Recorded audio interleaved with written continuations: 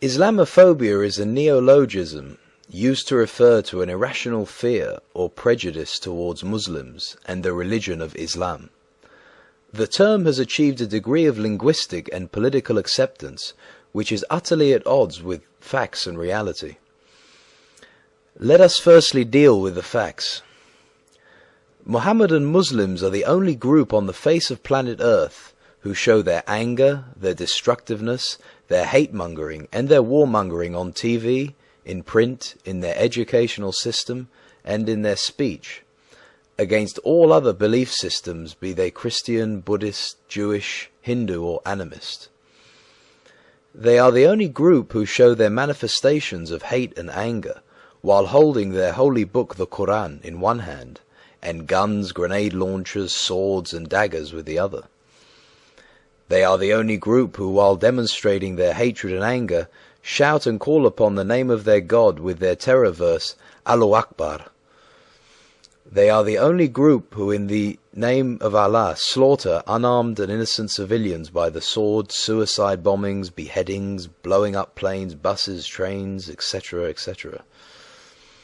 Of all the acts of terror and aggression in the world today, Mohammedan Muslims have the pride of being the number one in at least 55 countries in the world, on 4 continents.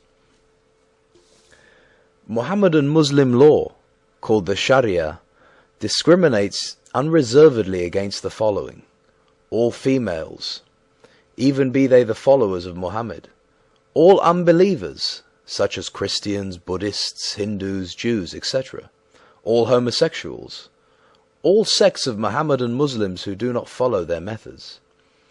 Mohammedan Muslims burn and destroy the holy places of other religious groups, such as churches, Buddhist temples, Hindu shrines and synagogues, without remorse. Mohammedan Muslims show nothing but utter contempt for the beliefs, property and lives of all those who do not believe as they do.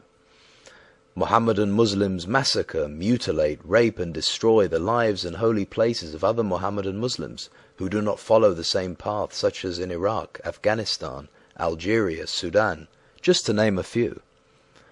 Mohammedan Muslims in the Western democracies, while hiding behind their freedoms of speech and belief, declare in public and in the media that they intend to turn the Christian democracies into replicas of their depraved belief systems.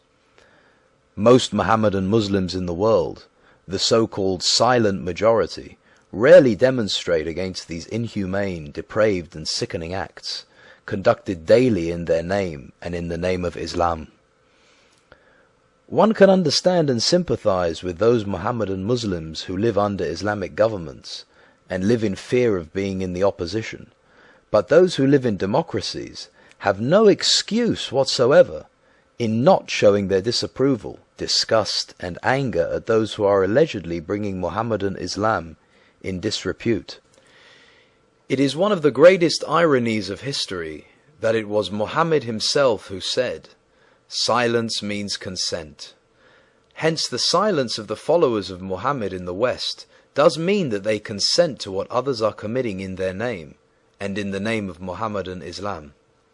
In fact and in reality, they have no choice, since those that the media erroneously call Islamic radicals are actually the truest believers in the faith of Mohammedan Islam, as they are in reality only following what the Quran itself commands them to do in hundreds upon hundreds of verses, to force into conversion, to hate, to war, to subjugate, to slaughter, to plunder, to rape, and to enslave all those human beings who do not believe as they do.